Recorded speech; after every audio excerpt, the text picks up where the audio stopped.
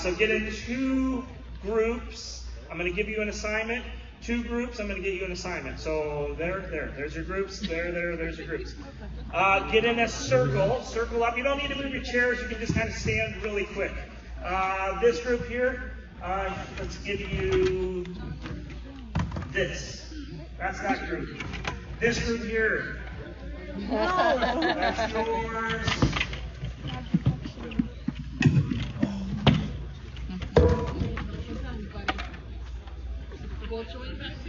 Sean, you catch this? No, there you go. Phil, watch out. Watch your head. Okay. Learn everybody's name real quick. You have 30 seconds to learn their names. Glad we have tags. So this is us right here. Yeah. Right here. Where's the bucket? Mike. Oh, which one are you in? Are you here or there? All right, you're good. Do you guys have a bucket? Yep. You guys have a bucket. Oh, that was not on purpose. I saw Drew in the background. I was going to take him out. You guys have a bucket or no? No, you have the clear one. They have the clear one. You're okay. You're okay.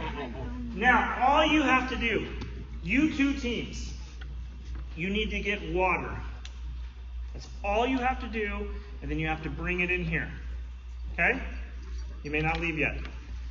You 2 teams, you have to get water. You may not use a faucet or a hose.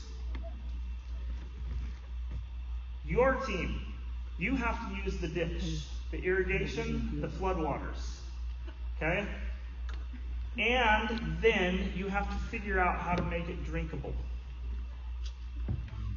Okay? You may not get any mud in your shoes. You can use these cups. Your bucket needs to be at least half full. Wait. Yep. You guys can use one of these, maybe. Okay, I'm going to throw something. Wow, Drew, you almost lost your nose. Okay, this group here. You can't use a sink. You can't use a hose. What does that leave you? Toilet. Toilet. Didn't think of that one. Love it. So your choices then are the toilet or flood irrigation. This will not need to be drank. Oh, okay. Potentially will need to be drank. Okay, you got a doctor. How would you filter it? Now, I'm not saying necessarily you're going to have to drink it, but you're going to have to explain how it would be filtered to be drunk with just stuff we have here. Your 2 teams, all you got to do is find water, fill the bucket halfway full, and then when you get back, come back here to the group. So you have about 10 minutes. I just need you guys to know you can't do this yet, but all you're going to have to do is wash your hands. Simple enough. You may not use, I guess you could use flood irrigation or the toilet. I wouldn't recommend it. All you got to do, you have to travel as a group. You have to walk as a group. One person may not fill up the bucket. If you have in these 2 groups, if that means every single one of you has to put water in that bucket. Does that make sense? Yep. It could be a shh, and then the next person, you 2, toilet water, irrigation. You have approximately 7 minutes. You need to bring your water back here, place it on the stage. Right, here we go. Here we go. Good. So do we have a cup or something in Yeah, it's got that. Yeah. All right. You have to travel in a group, and you have to be communicating in your group. So Okay, so we're going to the ditch? We're going to the ditch? Oh, didn't even think about the pool. This would be more fun. We could use the toilet easily, but Yeah. I'm not using the toilet. That's not. You're not going to drink it. we need 4 or 5 people from each team to come on up here. Drink your water. 4 or 5 people from each team.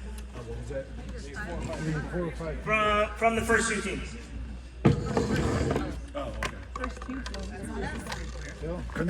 First 2 4 or teams. 5 from each team. That's the new people. Is our Just the bucket new right people. here? That's it. 2 teams. All right, you guys New need to wash people. your hands. You guys need to, 4 or 5 people, you need to wash your hands. You guys don't need to do anything yet. So all you guys do is wash your hands. Don't get any water on this or we all get away from you. So just wash your hands, whichever the first team wins. All you gotta do is wash your hands real quick. All you gotta do is wash your hands real quick. No. Not in Malawi. Just gotta wash your hands real quick. Old guard, good enough. Come on in. Wash your hands, wash your hands, wash your hands. All right, Phil, you're up next. Where'd you get this water? What team are you guys in? You got it from the irrigation. Why didn't you get it from the toilet? Because the bucket's too big, it'd take forever. You had a cup? You got a cup? Like an hour. So it's faster. Yeah. Okay, so you guys can all go sit down. If you wash your hands, Still has to get water. go sit down. Now nominate a courageous person from each team. From your team, pick one. Okay, so. You gotta drink the other one. Okay, go ahead and put your water right here. You have everybody back.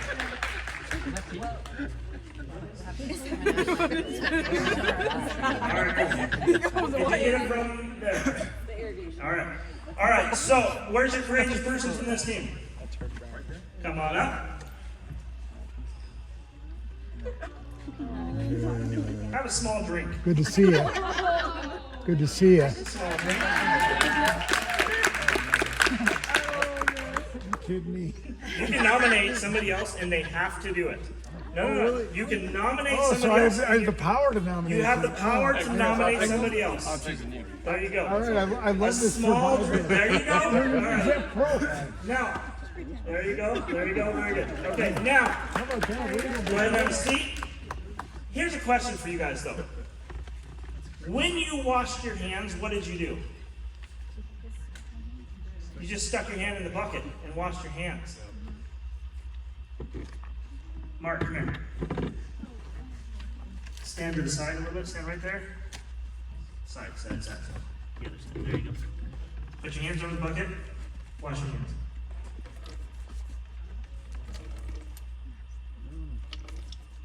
Okay, now, if you didn't put your hands in this water, and he just washed his hands in that one, would you rather drink out of this one or the ones he just washed his hands with? Now, if you also, go ahead and sit down. If you also washed your hands in this, for you guys, where did you get your water? The irrigation. In the irrigation. And it took you guys a little bit longer, correct? Why did it take you longer? We started filtering. Started filtering it. You don't have a spigot or a hose bib in the village of Malawi. You have to work to get it. And the Zungus, that's all of you, will come in, and everywhere you go, when you come into their house, when you eat, they're going to wash your hands.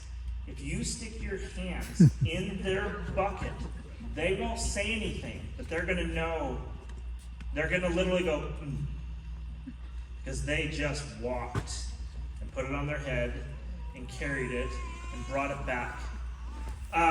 In the village now, we have pumps, we have wells, we have 1, 2, 3, 4-ish. When I first started going, 15 years ago, here, drink that. I give you $100. $100? Yep. No.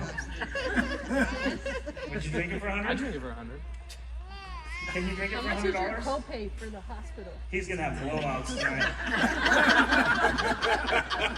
Now, I promise you, actually, this doesn't even look that bad. So if you could look at this real quick. Here, look in there. Have a peek, have a peek, have a peek. There's actually some things swimming in there. The big old hunk of. Oh, good. Take a peek. Yeah, that's nasty. However, what if this is the only source of water you have? Figure out how to filter. So it is gross. Before you leave, I want you to come look in this bucket. Because this represents life in Malawi. Now, where's the filtered cup? Now, you guys took it out of the same nasty flood water.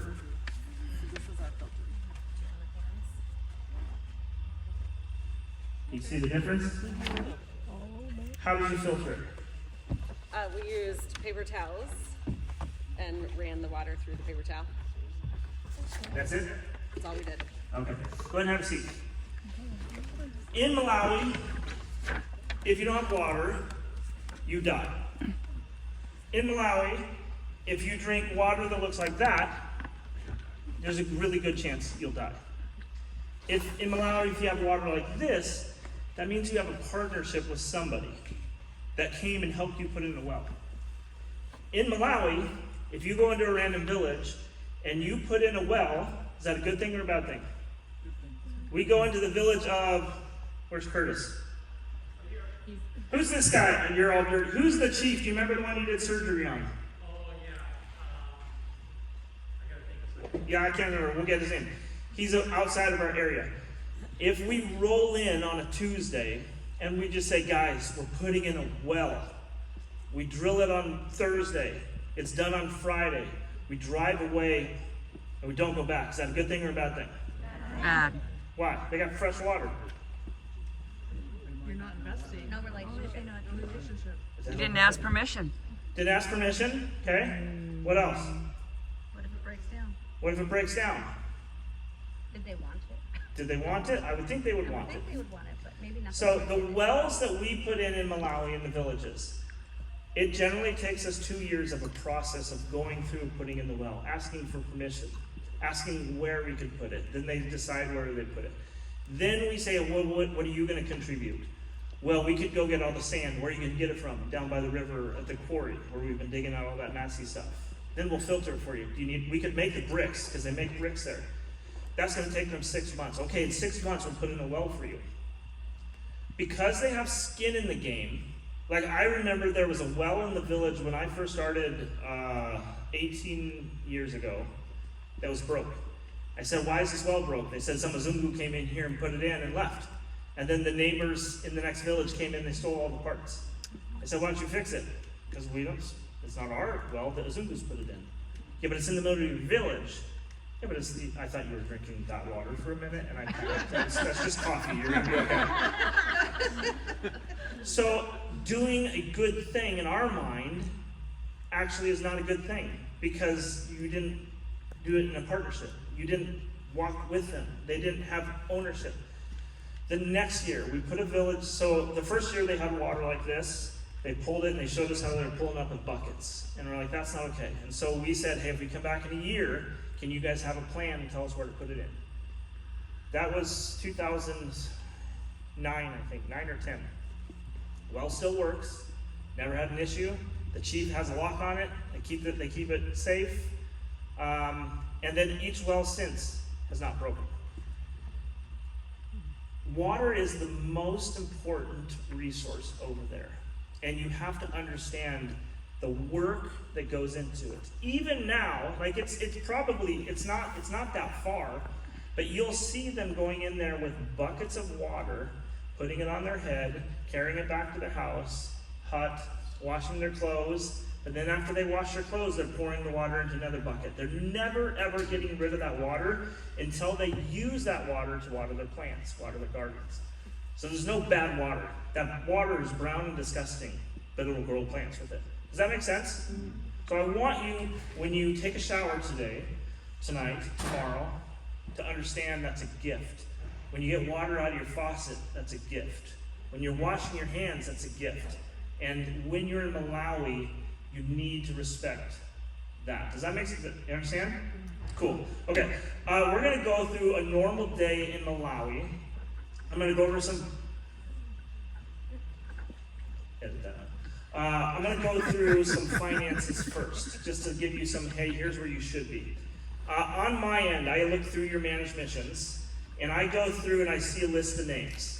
And I have a list of names, and then I have another through managed missions that has a list of donations. And it's literally a Sunday school bar. It's just like what you see is that green thing. And I just go real quick and I say, okay, where are we on donations? How are people doing?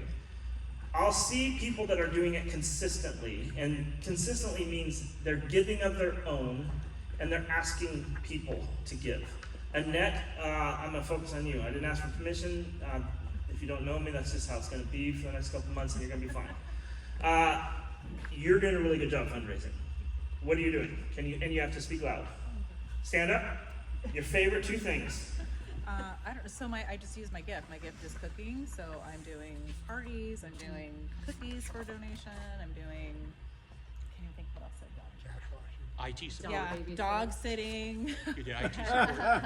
IT support. I mean, anything really. But my gift and my talent is cooking. So that's what I'm focusing on. And then basically anything else. Gronberg said, I need somebody to paint my background. I'm like, hey, I'm trying to get to Malawi. He said, okay. So really just anything. So it's a lot of us have the giftedness to write a check. And that's great. Write the check. Like, get some money in your account. But people that have the giftedness to just write the check also have a pretty big influence of others around them that can give money. To give you an example, a bag of maize is this high. 4 years ago, I think it was, we gave away 25,000 pounds or so of maize. Each bag cost 26,000 kwacha, which at the time was divided by 15. Don't know what that is.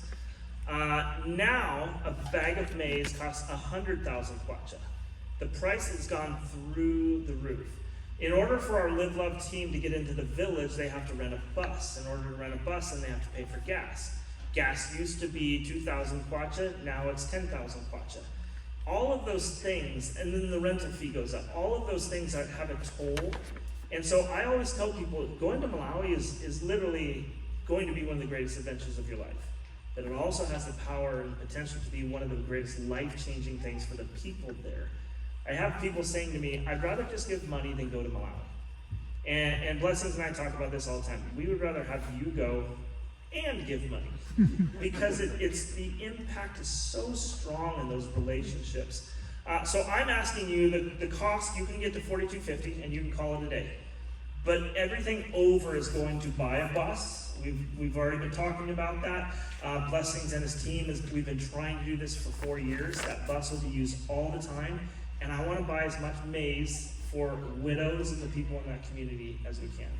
So push, don't wait. I see people that get to this point, and right now, honestly, you should be about 1,700 to 2,200 is about where you should be in managed missions. I think it gives you goals on where you should be financially on the meetings. Does it say that? Okay.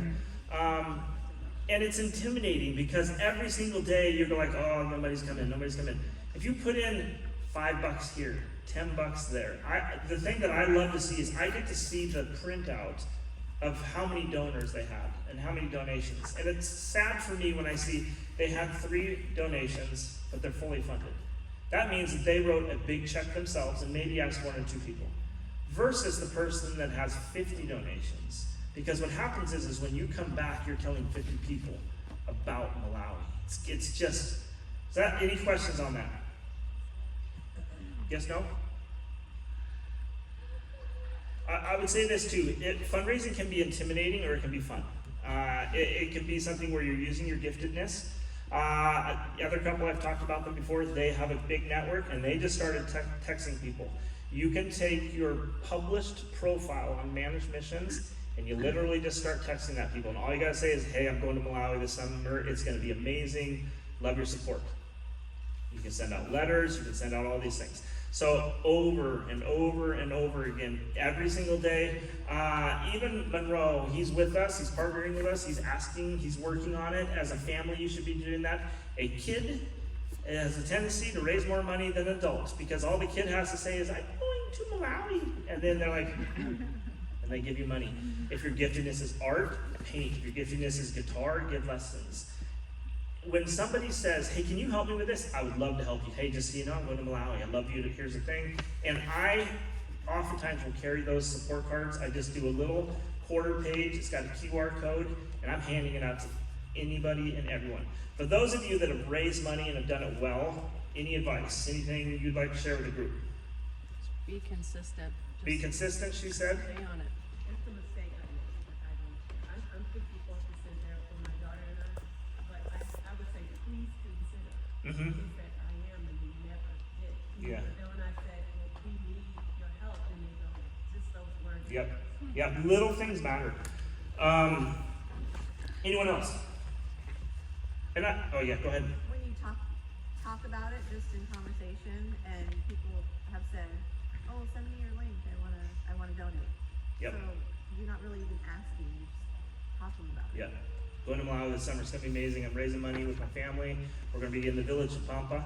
And if you don't know, fake it till you make it. Like if you don't know anything about Malawi, just do a little bit of, just say, you know what, honestly, I don't fully know what I'm getting into, but I've heard it's life-changing. That's all you need to say. Because you can't describe, I can stand up here, I've had 1,000 people go with me.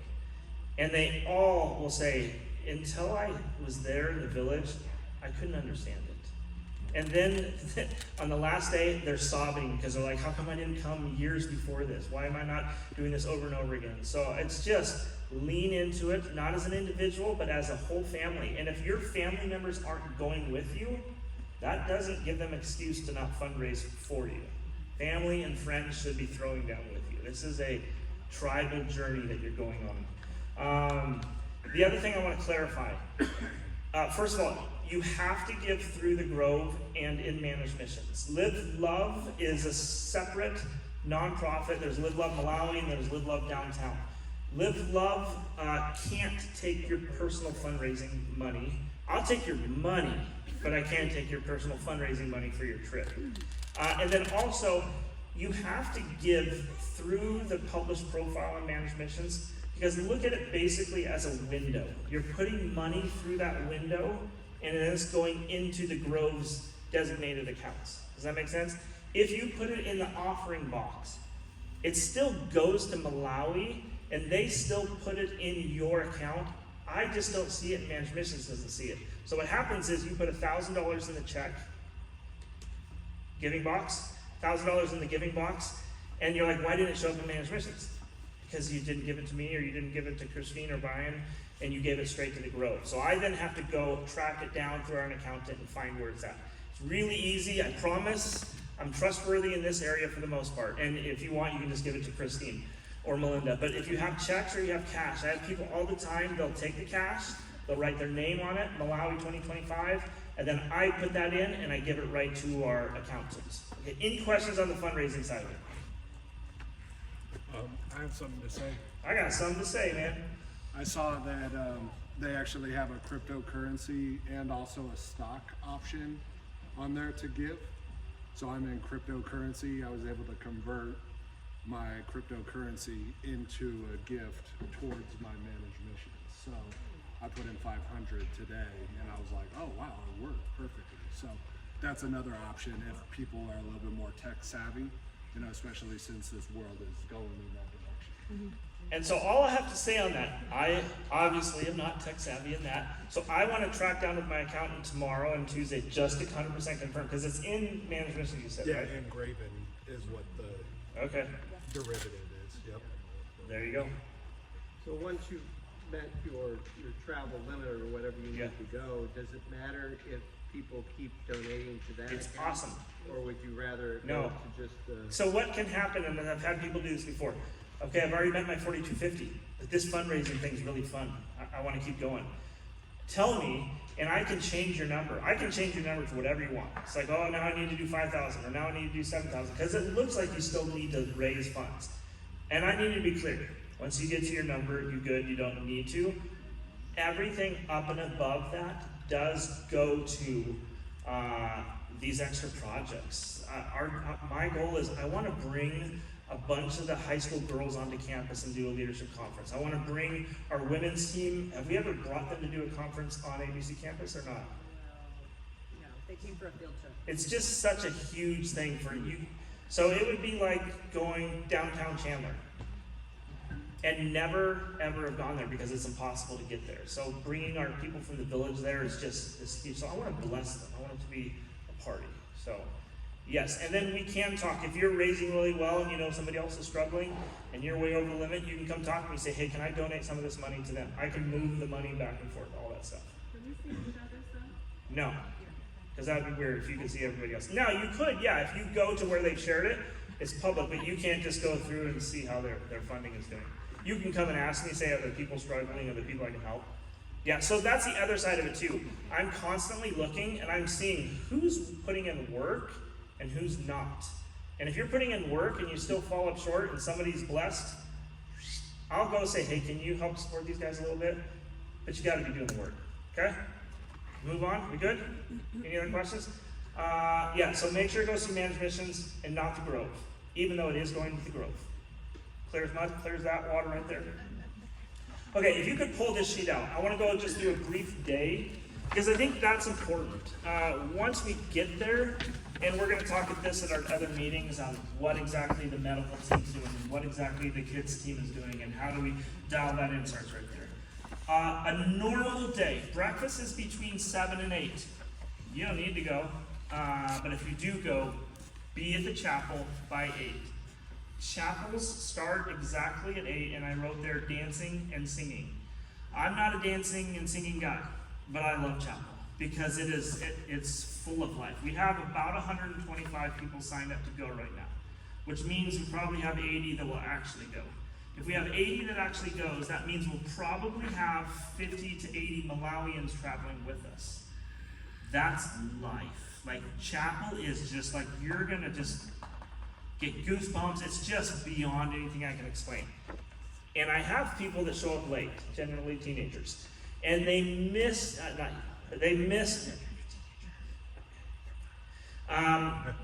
beginning stuff. They miss the fun stuff. And so be at chapel on time.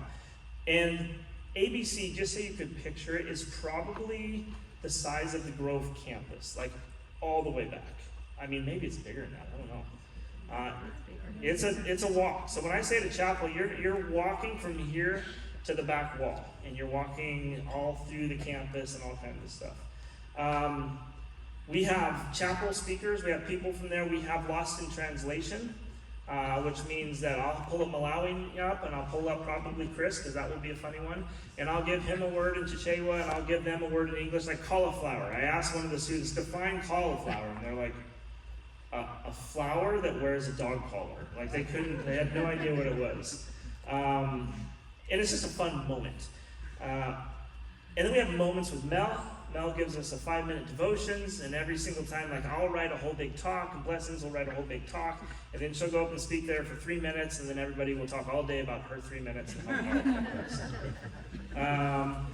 I need this. This may scare some of you. You will get sick. You will get sick if you do not take care of yourself in the first 3 days, starting actually before you leave. Before I leave, and I'll give this to you, I have like a 15-page booklet of every day, starting 3-4 days out, what to do, how to plan, what to put on your iPad, what to do on the plane, literally minute by minute. Like, flying for 40-some hours for me, piece of cake, I love it. Once I'm in the village, once I'm in the town, like, I'm traveling with this. But you will never see me in Malawi when I don't look like this. I've got my water in here, I've got my money in here, I've got my passport in here. Some people choose, actually I don't think I carry my passport. Some people do, I don't. I've got my notebooks in here, I've got all my stuff, my phone, I've got all my stuff in here. And when I'm having anxiety, because I do get it, I'm actually an extreme introvert, and when you walk into the town, into the village, and 16,000 kids grab your hands, sometimes I just do this for my own little break, but I tell you guys, don't ever do that. Hold their hands, embrace the moment. So then I'm like, ugh, put my hands down, and then I'm like, I just need a break, so put my hands back up. You'll watch the whole process. But have a bag like this, bring it with you everywhere you go. Just something small. It's just so you can fit a water bottle in and take it with you. Those 3 days beforehand, drinking water, electrolytes, going to sleep on time. I have people say to me, I'm going to stay up late and start getting used to their time zone. I'll get you used to the time zone in 1 day, I promise you. What you're doing is you're letting your body not get the rest it's need as it's preparing. I look at it like this, you're going on a marathon. Like, it's a legit marathon. If you've never ran a marathon before, it's horrific. Amen. Yeah, I ran a half marathon, my first one, worst experience of my entire life. I'm like, I'll never do that again. 2 days later, I'd signed up for another one. The second half marathon I did was like, when I finished, I'm like, I can't believe I finished. Like, I have so much energy, I wasted it. I'll walk you through the process on this marathon. On the plane, drinking tons of water, getting up, walking around. We'll go through all those. But then Dramamine, I also take that because you just flew halfway around the world and you're going to literally be like, the whole world is spinning and you're going to be tired. You want to take Dramamine for a couple days and I'll work you through that. People get sick because they get dehydrated, they're on the other side of the world, and they're not sleeping. Okay, so really when I hand that stuff out, pay attention to that. Okay, then we'll go out to the village. There'll be buses that mark where you're going, who you're with. It'll be very clear every single day. I promise you, we'll get to that later. I would encourage you, especially if you're a type A person and you're watching how they're doing something. They may be pulling water out like this, and you're like, yeah, but we could do this so much better. They've been doing it in that village for 1,000 years. I don't need you to come in and reinvent the wheel and tell them how they should do something. You can say, can you say that? Yeah, you can say, it's good to be learning, but why do you do that? How come? Where does it come from? Like, learn, but it's never, why do you do that? It's how come? Can I help? Can I be a part of it? So I tell people all the time to be present and never to say, you shouldn't do this, or that's not the way. You just need to be with them. We also like to get everything done. We like to have everything finished. I don't care if you finished it. I care if you're in the moments and you're embracing the people in the community. Lunch and drinking. You're not going to want to eat at lunch when you're in the village because you're going to feel bad because you got to eat in front of the people. You're going to have a sack lunch. When it's your time, I don't care when it is, we take it in shifts and you just go whenever you want to. You go sit on the van, you go sit in the church building, you go sit in one of the Live Love buildings, you sit against the wall, and you eat. And you have to eat, and you have to be drinking your water. When I have my bag, I have granola bars and stuff. Honestly, I buy all my snacks there. I don't bring a ton with me. And I'll just be in the village. I'll go and eat someplace, but I'll have just this unlocked, and I'll just come right here. I know where my food is. I'll break off a part of the granola bar. I'll put it in my mouth. I'll close this up, and I keep walking. If I'm thirsty, I take a drink. They are used to it. They planned it. They know about it. They eat as well. There's nothing you can do to prevent them from going. It's just going to happen. So just embrace it. I give them knuckles. What's up? Your ABC students will be with you. You will have 2 or 3 best friends from the village. You'll have 1 or 2 best friends from ABC. You'll have 1 best friend from Live Love Malawi. And you won't know the difference on a lot of them. Meaning because you're like, are you an ABC student? Are you a Live Love employee? Do you live in the village? I mean, there's some of the kids in the village that speak perfect English. There's others where you're like, oh, you can just tell. It's just embrace that. Does that make sense? Question on foods? If you have food allergies, you will deal with those for the most part in America. You'll deal with that gross processed food on the plane that I just absolutely love. I just love flying. And then in the area in Malawi, what do you celiac? Which is, I don't know. Gluten-free. Gluten-free. You have issues, but not a lot of issues, right? So many issues. No. Food issues. Food issues. Food, yeah. It was completely fine. Yeah, okay, so if you are, like, they have pretty extreme, they bring stuff with them, but I tell the chef, hey, they're celiac, or hey, they're this. I mean, I have people that are gluten-free and can't ever eat pizza. They throw down on the pizza there because it's all natural ingredients. We will go out for pizza on our second night there. We'll order 150 pizzas. It's amazing, okay? We'll go get Cokes, we'll go get snacks, we'll go get all that stuff every single day. Afternoon, bring electrolytes. You're gonna wanna drink those things, you'll feel a stench of a headache, and you just wanna embrace the electrolytes or whatever you need. And then I also tell people, don't push it. Like, if you need to sit down, sit down. I could care less. Be with somebody in the village. Be with them. Again, Matt, you're an artist. I would bring some paints, some pens, whatever. Sit there and paint with people. John Gromberg, who was here, his gift, Gary has the same gift, is talking to everyone and knowing every single person in the village within 3-4 minutes. Use that gift. I mean, it's just, I want to encourage you. Go for a walk, not by yourself, but go for a walk and go see the people's. They'll say, do you want to come see my house? You tell somebody, and then you bring somebody with you, you bring an ABC, you go see it. And I want to be clear too. This isn't a 2-week vacation. We're going to be doing work, and we're going to be getting things done, but I want you to have that permission to sit and to be still and to talk, you know? There will be times when VBS has a huge day. We need everyone to help out. There'll be times when medical has a big day. We need a good portion of people. There'll be opportunities to go to prisons. There'll be opportunities to go visit chiefs. You can pick and choose, but then we'll say, this day is a big day, we need all hands. Does that make sense? Good.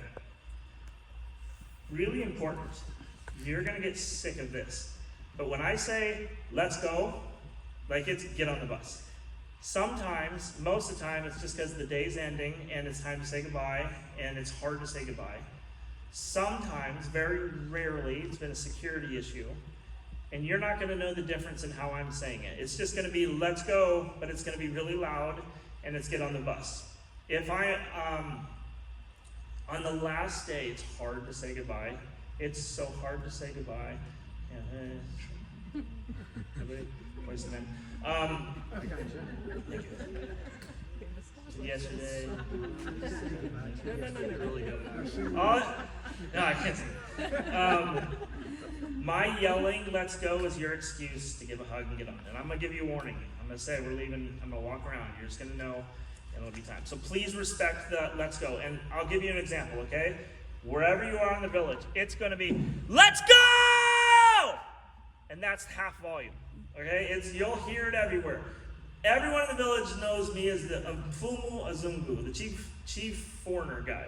So I'll yell it, then all the village kids yell it, and then the ABC kids start yelling it. So it's kind of a fun thing, but it's also, we have to get out of the village right now because we have to get before it's dark.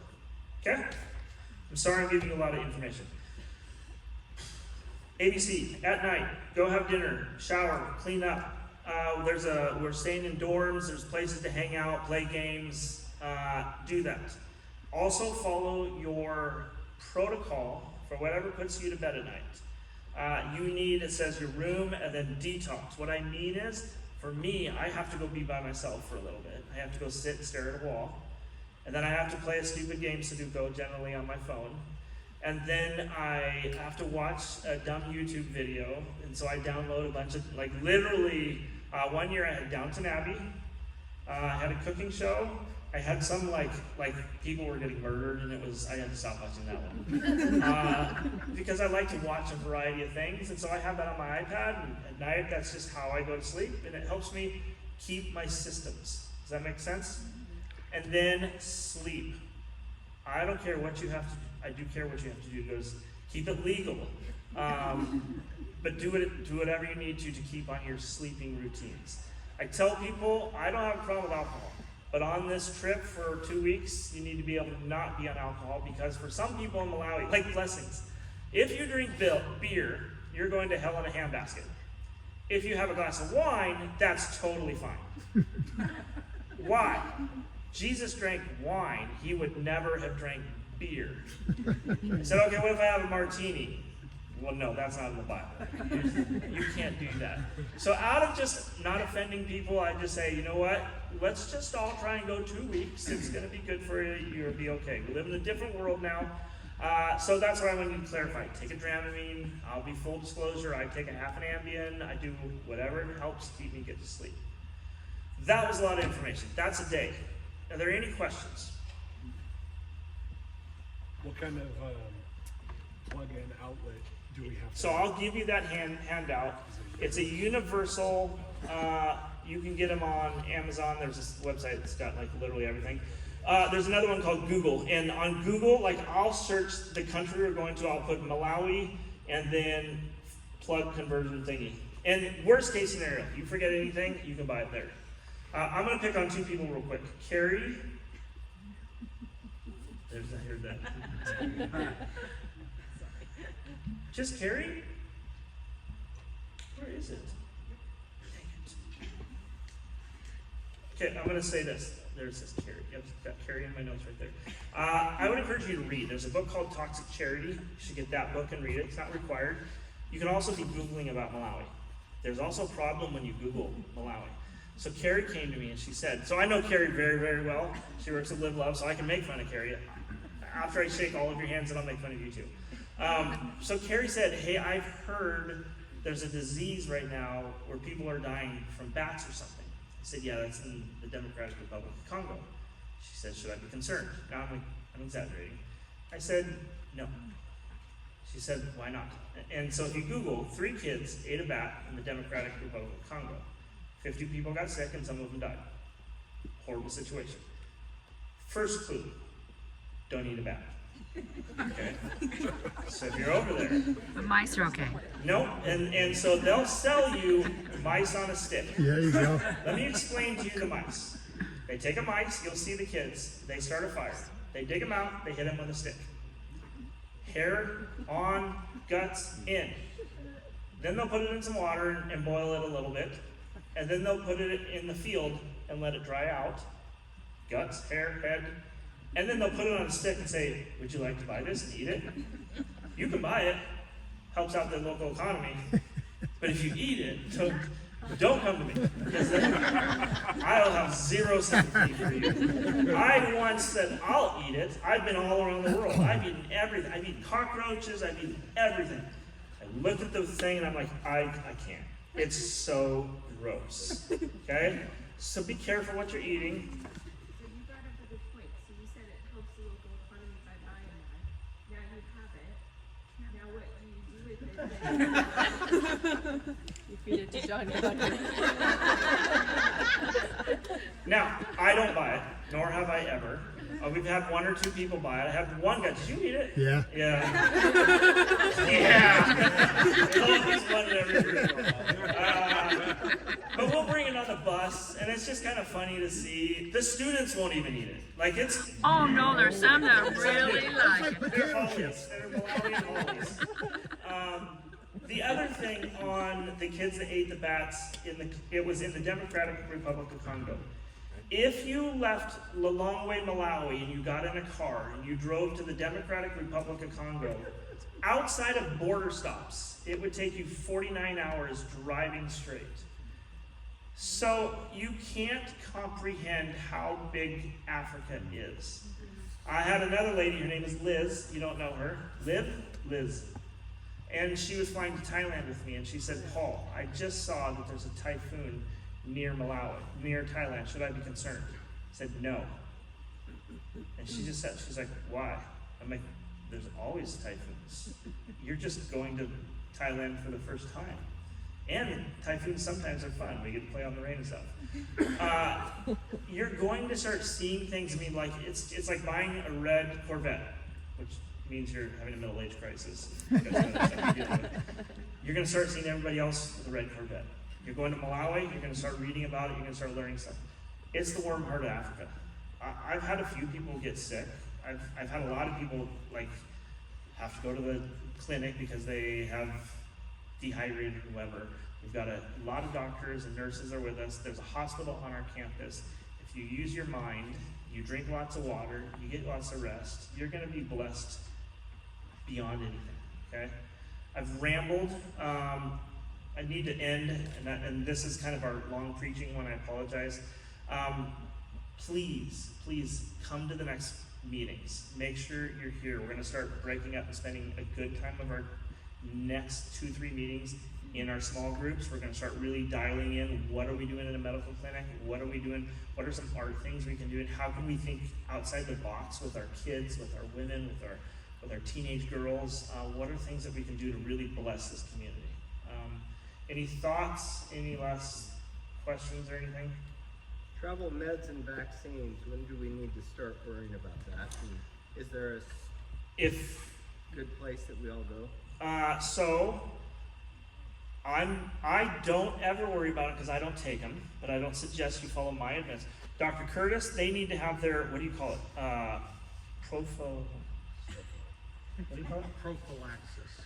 Prophylaxis. Preventative medication for malaria. Okay. And how do they get those? They go to the local doctor, and when should they start taking them? You can do it through a travel medicine clinic, you can do it through your local doctor. If you're having struggles there, a lot of people call me and I can call it in for you. There's different types of medications you can take. I take a combination medication called Malarone, M-A-L-A-R-O-N-E. So that's what I take. Is that the one that's harder for women? No. No, it's fine to take, and you have to start, you know, basically when you're leaving country, you're supposed to be starting a couple days before you're in the endemic or the exposed area, and continue for 7 days after you get out of the exposed area. So if you start it basically the day before you leave, you just got to remember to take one travel. And if you miss it, you miss it, and you just take it daily, and then you take it for a little while when you come back. And I try to take some extra of somebody, you know, their bag, if they're separated from their luggage or something like that. And let me explain to you why I don't. It's cold season. I've been 20 sometimes. I've never had an issue, which means I'm probably going to get it this summer. I don't like what it does to my mouth. I get canker sores. So the extra one is doxycycline. And you got to take it longer. If you go to the Passport Health or you go to one of those, they're going to upcharge you on all kinds of things. So I would encourage you to go through your local doctor first, or we can have this available at the next meetings. We'll talk about that more. You don't need any shots to get in country. They'll say, oh, you need yellow fever. You need yellow fever if you're going to stop in another country where it's required and then go there. So you do not need yellow fever. It's recommended to be updated on your tetanus shot. Is there any recommendation? Because you get off the plane, you're in the country, you're through customs, that'll take us a while. But medically, you don't need anything. Typhoid, do you recommend that or not? Well, so I recommend your DPT is what you usually get your tetanus, is your diphtheria, pertussis, and typhoid. So that's gonna cover you, or tetanus. I'm sorry, for tetanus. Then so you need to have that within 10 years. Typhoid you don't necessarily need to take. Yellow fever, even in Zambia, you don't need it on the border where we would cross if we're doing the safari in Zambia. Yeah. Christine, can you wave real quick? So Christine is doing my admin stuff. If you email me, it's been a tough month. I thank you guys for taking our last meeting and covering this. Yes, you guys did. Oh, and Hope, you guys did a great job. Mel and I are back and forth to California a lot. If you have admin questions, Christine can handle a lot of those. My inbox becomes overwhelming, so I'm trying to take care of those, and I've asked Christine to kind of help me out a little bit more. I'm pretty good in foreign countries and pretty bad in the United States of America. So I promise you, you're going to have a great time and you're going to be safe. I've been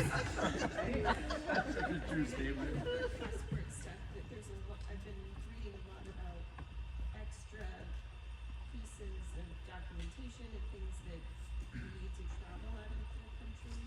So the reason I need us to be at the $2,400 fundraising point as soon as possible. The sooner we're at that point, I buy our tickets like he buys cryptocurrency. I start looking at the market, and I have a guide we're literally going back and forth. There are new requirements to go through London and to go through Europe. Sometimes they've been saying this for years, and so my travel guide takes care of all that stuff. You don't need any of that because when we're going through an airport, we're just going from point A to point B. In London, hopefully if we get that ticket, then we're leaving and we're going for about 4, 5, 6 hours, and that's when we'd have to have the new documentation. It's not clear if it's required. As far as, you just need to have your passport. If you have your passport, we'll take care of everything else. And I need to be clear, the $4,250 that you're fundraising, that's safari, that's transportation, that's all your meals, that's your lodging, that's a gift to the chiefs, that's the conferences, that's VBS, that's a budget for everything that we're doing. The only thing that doesn't include is when you guys go to the store every day. If you want to do touristy shopping, if we're in London, you want to get something, but that's covering everything, okay? Return date's on Saturday the 20th. The return date currently is 14th to the 28th. I have you're not going to believe this, but I have a Google spreadsheet that's at least 20 pages of every single meal you eat, every place you're flying out of, every place you're lodging in, who your roommates are, what you're having for certain meals. I've got it dialed down. So if you have special travel needs, coming in late, leaving early, whatever, then I've already got a lot of that in a database, but you just need to keep telling me. Like, even if you're like, hey, so I want a room with these people, let me know. Let her know. Legroom, and those are things too.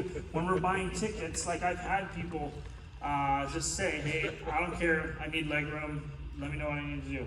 And I tell my travel agent, but I have to have that in our database beforehand. Because what's happening is we try to get all of us flying together. And for the most part, you're flying with your family. But once we get to London, we're all on the same flights, but sometimes they fly some of us through Denver, some of us through LA, some of us through. I'm really trying on a group this big. I'm trying to get us through the same area, but I need to know beforehand. Hey, make sure these people say in groups, because again, I'm looking at spreadsheets, and this is why I ask you to on your managed missions. Please upload your picture, because you say, "Hey, I'm so-so," and I say, "Great, I've got 100 so-and-sos. Please help me out." So put your pictures on your on your published profile. If you're raising funds as a family, do a family picture. On your own personal one, put that one. Okay, I've talked a lot. I apologize. Anything else? We're good? If you have a question, come talk to me or Christine, maybe Brian afterwards. Let me pray.